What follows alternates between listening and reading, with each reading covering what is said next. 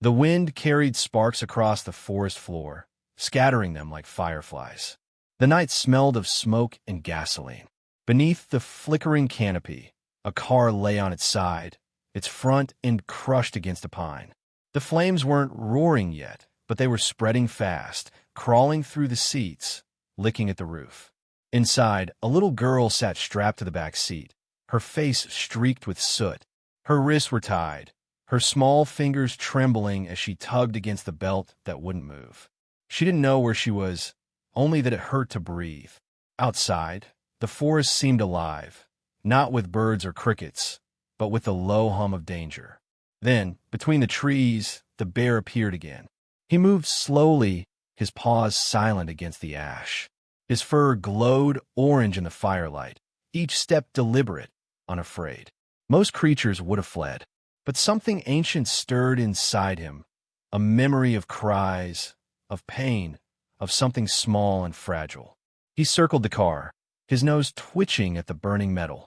Through the cracked window, the child's eyes met his. For a second, everything stopped, the fire, the wind, even the sound of her sobs. She thought it was over, that this beast had come to finish what the fire had started. But he didn't growl. He didn't lunge. He simply stared, calm, aware, almost protective. The heat grew unbearable.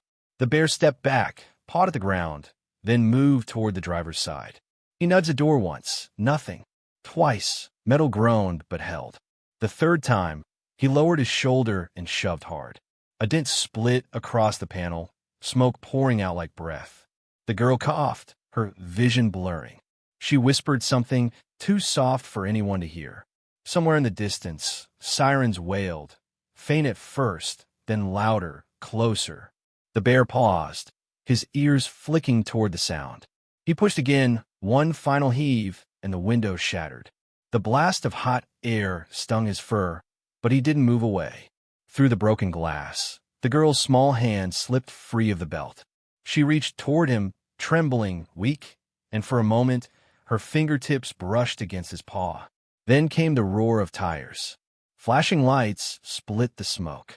The bear turned, backing away into the trees, just as two officers ran forward, shouting commands. One aimed his weapon, yelling for the animal to leave. But he was already gone, swallowed by the dark. And when they pulled the girl out, coughing but alive, all she could whisper was, "Where did he go?" The forest was chaos and silence all at once. Flames hissed as firefighters battled what was left of the blaze, and the air glowed with blue and red lights that danced through the smoke. The child, barely conscious, was wrapped in a silver blanket. Her name, they learned, was Lila, 7 years old, shaken, her voice hoarse from the heat. She clung to the stuffed bunny an officer handed her, trembling so hard she could barely hold it. They asked her what happened, who chained her, how the fire started, but she only whispered one thing again and again. "The bear helped me." At first, no one said anything. The paramedics exchanged glances. One of the officers, a man named Reeves, crouched down beside her. "Sweetheart," he said softly.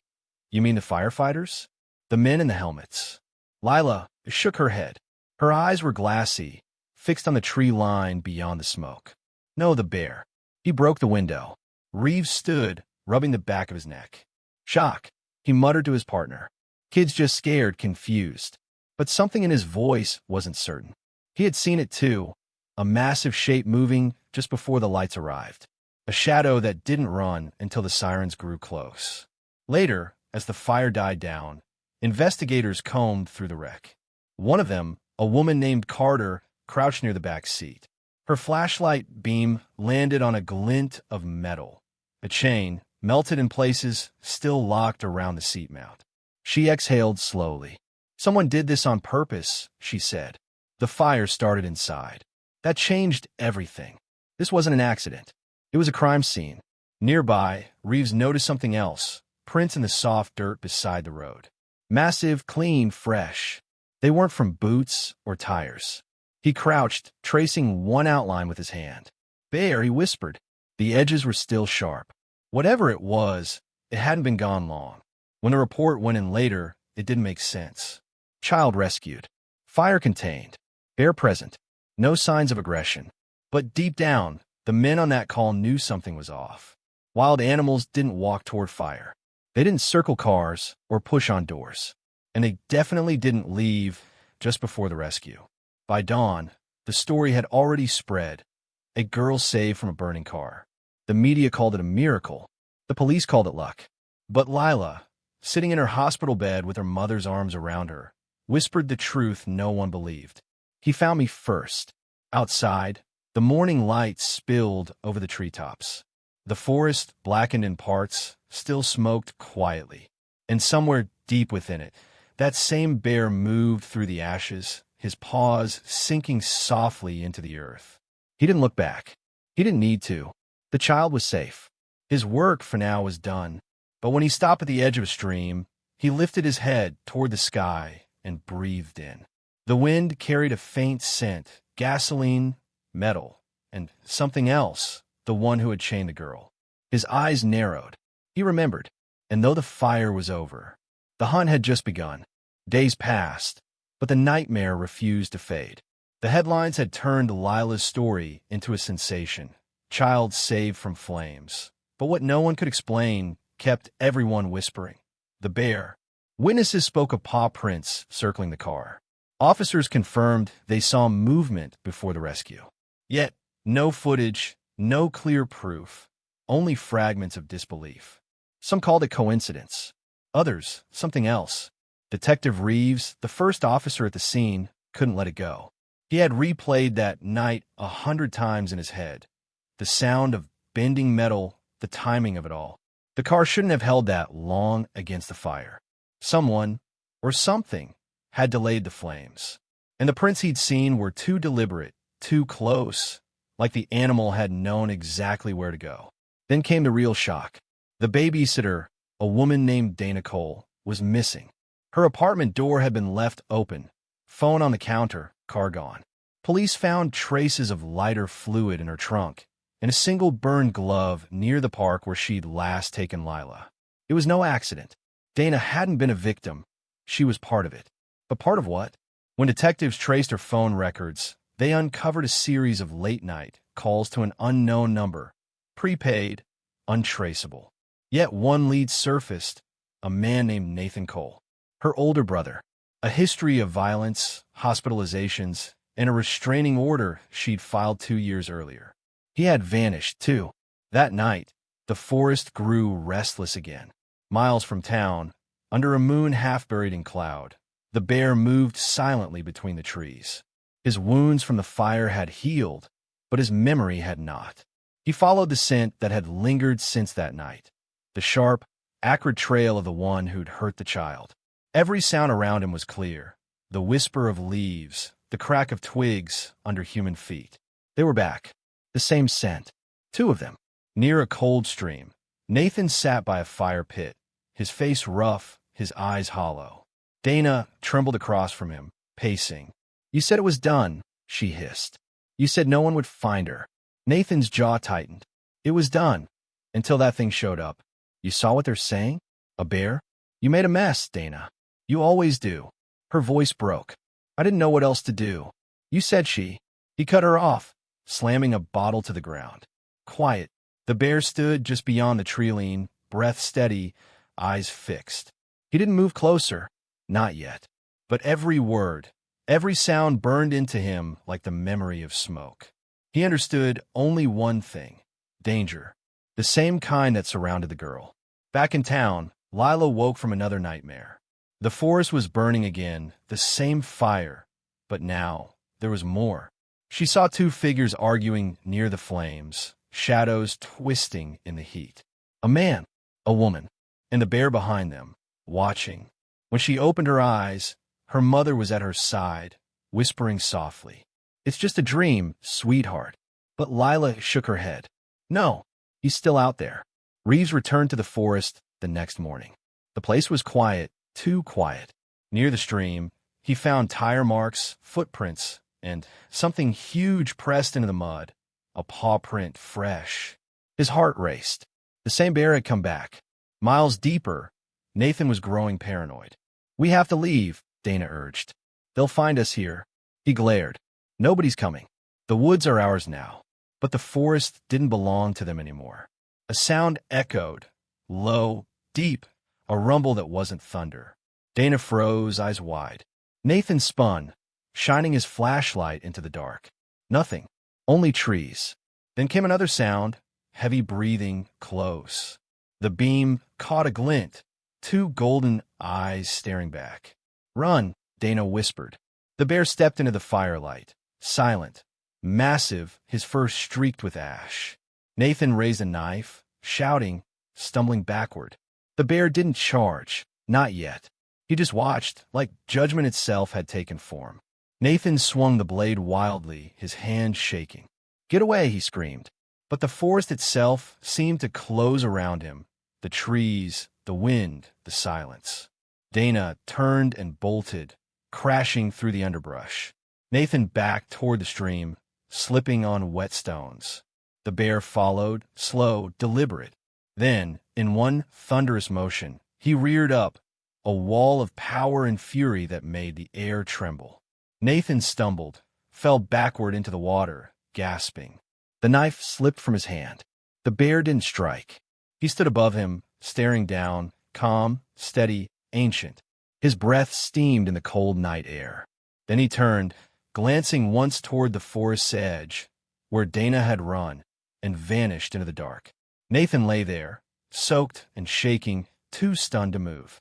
In the distance, sirens began to echo again. The bear had done his part. The forest would lead them the rest of the way. The world had moved on, but the forest hadn't. It remembered. Ash still clung to the trunks, and the smell of burned metal lingered deep within the roots. Every gust of wind carried a whisper of that night, the sirens, the screams, the fire that refused to die. And somewhere between those memories, something else lingered, the presence of the bear. The town had turned the story into a miracle, the media into a mystery, and the internet into a legend. The guardian of Ashwood Forest, they called him. But behind the headlines, Detective Reeves couldn't sleep. He'd been there. He'd seen the prints, the eyes that didn't look like an animal's. It wasn't aggression. It was intent, and that terrified him more than anything else. Still, one thing kept gnawing at him. The babysitter, Dana Cole, had disappeared. At first, they thought she was another victim, maybe taken, maybe hurt. But when forensics revealed traces of lighter fluid in her car, trunk, and melted plastic zip ties in the debris, the truth struck like lightning. The fire wasn't an accident. It was planned. Lila had been trapped deliberately. And whoever did it wasn't working alone. Phone records led detectives to Dana's brother, Nathan Cole, a man with a violent history. Arrests, restraining orders, a trail of anger. He had vanished weeks before the fire. And now, all signs pointed toward him being somewhere in the woods, hiding. But Reeves wasn't the only one searching. Miles away, under a sky bleeding orange at sunset, the bear was moving again. His body bore faint scars from the fire, but his senses were sharp. The scent had returned, faint, human, bitter, the same one from that night near the burning car. The same one that had chained the child. He followed it across the riverbeds and pine trails until he reached a clearing. There, a dim campfire flickered between two broken figures. Dana and Nathan. She was pacing, muttering to herself, her hands trembling. Nathan sat hunched on a log, his face rough, his voice sharp. "You said it was done," she hissed. "You promised she'd be gone." Nathan's eyes burned. It was done, until that animal ruined everything. He took a swig from a half-empty bottle and spat into the fire. "Now the cops are everywhere. We can't go back." Dana's voice cracked. "You told me it wouldn't hurt her. You said it was just a warning." His hands slammed against the ground, silencing her. "Don't start. You knew what we were doing." From the darkness, the bear watched. His breath rose in small clouds, his eyes reflecting the flame's glow. He didn't understand their words, but he knew their sounds: anger, deceit, fear. The same sounds that had filled the forest before the fire. Back in town, Lila stirred in her sleep. Her dreams had changed. The fire was gone now, but the forest remained, vast, endless, whispering. She could feel him there, the same presence that had looked through the smoke and broken a glass. Her mother sat by the bed, brushing her hair gently as the girl mumbled in half-sleep. "He's still watching, Mama. He's not gone yet." Her mother smiled weakly, thinking it was trauma talking. But outside the hospital window, the treetops swayed though there was no wind. By dawn, Reeves and his team followed a new lead, tire tracks leading out of town and deep into the forest reserve. The deeper they went, the quieter it got. Radios hissed with static. Even the birds seemed to be holding their breath. And then they found it, a makeshift camp, still warm, a broken bottle, food wrappers, and in the mud, massive paw prints circling the area. "Bear's been here," one officer said. Reeves nodded, crouching low, not just passing through, watching. Back at the camp, Nathan grew more paranoid. "We have to move," he said, eyes darting. "They're close." Dana's voice trembled. "Where will we go?" He didn't answer.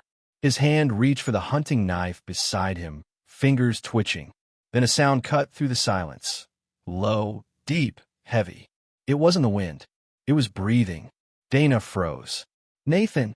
He turned toward the tree lean, flashlight trembling in his hand. Two golden eyes blinked back. The bear stepped into the edge of the firelight. Not charging, not roaring, just standing. His fur shimmered in the flames, his massive body casting a shadow over the camp. For a moment, no one moved. Dana covered her mouth, tears welling up. Nathan raised the knife, shouting, "Get back!" His voice cracked. He stumbled backward, the blade shaking. But the bear didn't move. He just watched, calm, steady, deliberate, like a living verdict. Dana broke first. She turned and bolted into the woods, tripping over roots, gasping. Nathan followed her with his flashlight, yelling curses into the dark. Behind him, the fire snapped and hissed, then silence. The bear began to move. Not fast, but certain. Every step echoed like a drumbeat through the forest. Nathan stopped running when the sound stopped. His breath came in ragged bursts. "Where is it?" he whispered. Then, from the dark, came the faint crack of a branch. He turned just in time to see the bear rise on his hind legs, towering, silent, unstoppable. Nathan slipped backward, falling into the shallow stream. The knife flew from his hand, clattering against stone. He looked up, eyes wide, paralyzed by something far greater than fear. The bear leaned forward, inches away, his breath warm, his gaze unblinking. He didn't attack. He simply looked, a long, silent stare that felt like judgment itself. Then, slowly, he turned away. As he vanished into the darkness, Nathan was left trembling, half submerged in the icy water, the sound of sirens faint in the distance. Dana, lost and sobbing, stumbled into the path of the rescue team minutes later. Reeves spotted her first, her face streaked with tears, her voice barely coherent. "He was there," she whispered. "The bear. He was there." They found Nathan soon after, shaken, cold, staring into the trees as if afraid to blink. When Reeves asked what happened, he just muttered the same word, again and again. He knew, and somewhere beyond the reach of the flashlights, the forest exhaled. The bear stood atop a ridge, watching the red and blue lights below flicker like ghosts through the trees. He blinked once, slowly, as the wind carried away the last trace of smoke from the old fire. He had done what he came to do, but his watch was not over, because deep in his bones, the forest still whispered the same truth. The child was safe, but evil had roots, and he would remember everyone. It had been 2 weeks since the arrests. The story that once set the internet on fire had cooled into memory, but the forest hadn't forgotten. The trees still bore scars from the flames, and every dawn still smelled faintly of smoke and pine. Yet something about the woods felt peaceful now, like justice had passed through quietly and left behind silence. Lila and her mother had moved to a small house on the edge of town, one that looked out toward the same forest that had nearly taken everything from them. At first, her mother thought the trees would haunt her, that the sight of their dark silhouettes would bring nightmares. But for Lila, it was the opposite. The forest made her feel safe, protected. Every morning, she sat on the back porch with her blanket wrapped around her shoulders, watching the fog drift between the trees. Sometimes, when the wind shifted just right, she thought she heard slow footsteps far away. Not frightening ones, but heavy and steady, like someone watching over her. One morning, as the first light touched the horizon, her mother stood by the kitchen window with a cup of coffee. Something caught her eye, a shape, still, massive, just beyond the tree lean. Her breath caught. The bear. He stood there as if he had always belonged, calm, silent, his fur glinting with dew. Lila was already outside, sitting on the porch steps, smiling softly, unafraid. She didn't move toward him. She didn't need to. Their eyes met through the morning mist, two souls bound by something neither could explain. The bear dipped his head, not in fear, not in dominance, but in quiet recognition. A farewell, or perhaps a promise.